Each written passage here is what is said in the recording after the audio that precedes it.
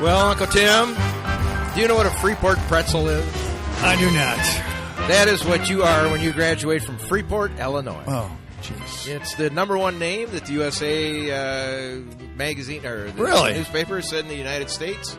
And Illinois, strangely, has two teams now named the Pretzel moniker.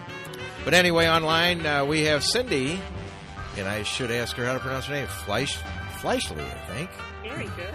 Yeah, there you go. A little is that Irish or German, Cindy? Actually, it's German. There you go. I knew that. And so am I, because that's where Northern Illinois is all about. And anyway, she is the executive director of Illinois Wine and Grape Brewers.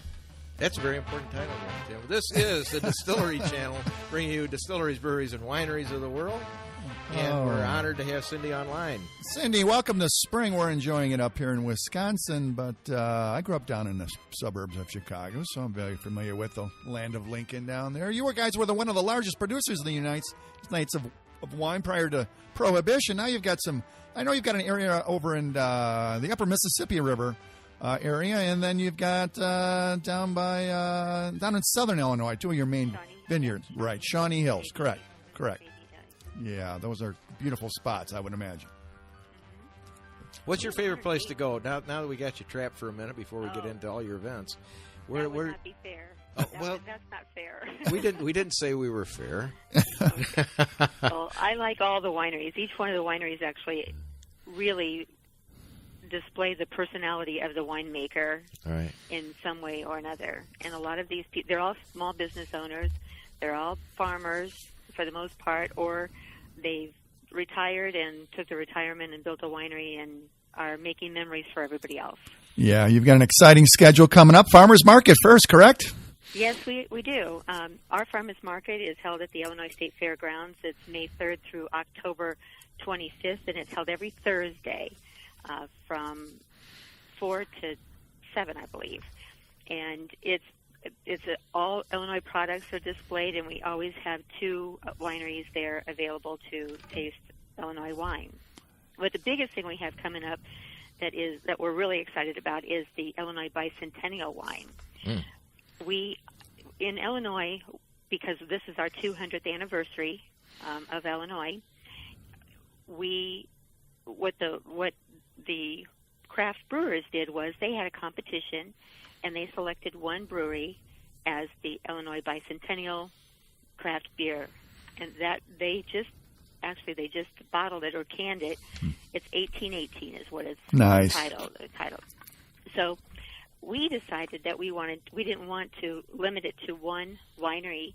We asked the wineries if we could just do a style of wine. So we selected a rosé, because rosé can be made from the northern part of the state to the southern part of the state, and any winery can participate. So, but you have to go through this quality assurance criteria that the industry set for itself. So we had our first round of selections, and we had 13 wineries that won the ability to label themselves as an Illinois Bicentennial wine. And those wineries, we have 16 different wines that will be labeled as Illinois Bicentennial wine. So what that means is the Illinois Bicentennial Commission is a partner of ours, and what they are going to allow our wineries to do is any of the wineries that have events, when they have their events, if they fly the Bicentennial flag, they can actually insert their event on their website on Illinois 200, and then their events become the Bicentennial events. Oh, they're nice! actually endorsed, so they can. All you have to do is just add Bicentennial to it and market it that way, right? And then you've got two different marketing areas. So it's really we are also working with the Bicentennial Commission, and we're adding a link to their site, and they're adding a link to our site from their site. So yeah, we're talking today with Cindy Fleischli of the Illinois Wine and Grape Growers of Illinois, and being from Illinois, raising my kids in DeKalb, basically, and staying there. Illinois is such a diverse state. It is interesting how you had to pick that one wine, and in the history in Illinois and the rich, opportunities for tourism coming to Illinois is something that I think the state is really looking to grow, right now. Absolutely. Tourism is one of the top industries in the country, probably in the world, is what I'd say. Oh, it is, absolutely.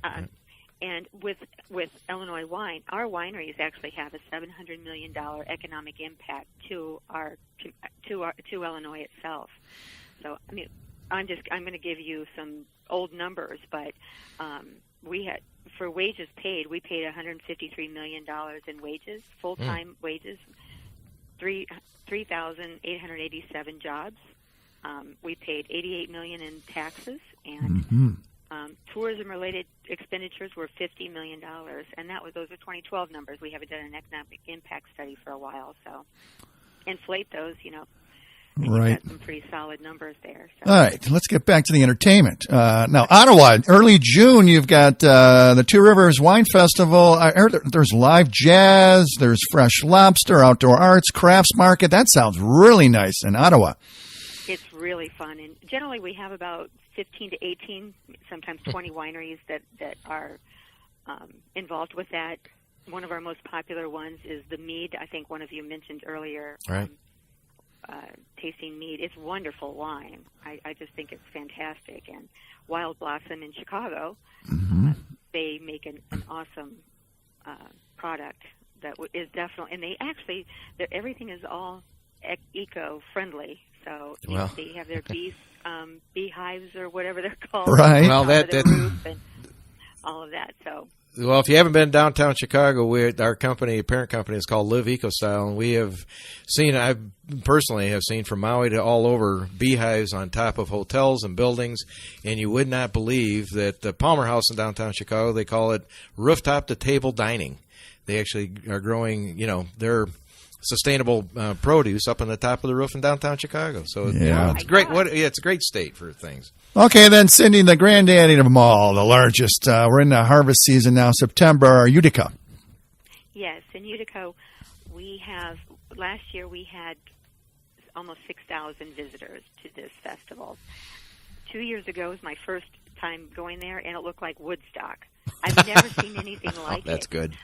When you're handling that many people in an entryway for 2 days, it's just mind-boggling. But we did it, and we have wonderful music on Saturday. And on Saturday, music is probably more rock and roll, 70s, 80s. And on Sunday is the jazzier music. We have the jazz music on Sunday. So it's a fun. Everybody brings their own tent. I don't mean tent, but the pop-up. Some of the people bring their own lunch, although we have food trucks and food available there, but they bring their own lunch. Some of them bring their dogs. I mean, it looks like Woodstock. I'm not kidding. Without the mud. Well, there is a Woodstock, Illinois that we drive through, but I don't think she's referring to another one. Tammy, it's great having you on. We want to have you on frequently. Our Links Libations magazine, we want to help bring tourists and provide the social media content that you need if you want. It's an electronic magazine that, of course, being from Illinois myself, we want to highlight in however which way we can. But if you don't mind, we'll call you up and continue to have you come on and try to get Illinois featured with what's going on in the Illinois wine and grape growers. That sounds wonderful. Thank you for the opportunity. We sincerely appreciate it. You're welcome, Cindy. Thank you. And you can call anytime, Cindy. Anyway, that is Cindy Fleischle of the Illinois Wine and Grape Growers. Young Tim, all we have to do is go south. And yes, cross that border again. Leaving the Dairyland. There we go. It is time to head south.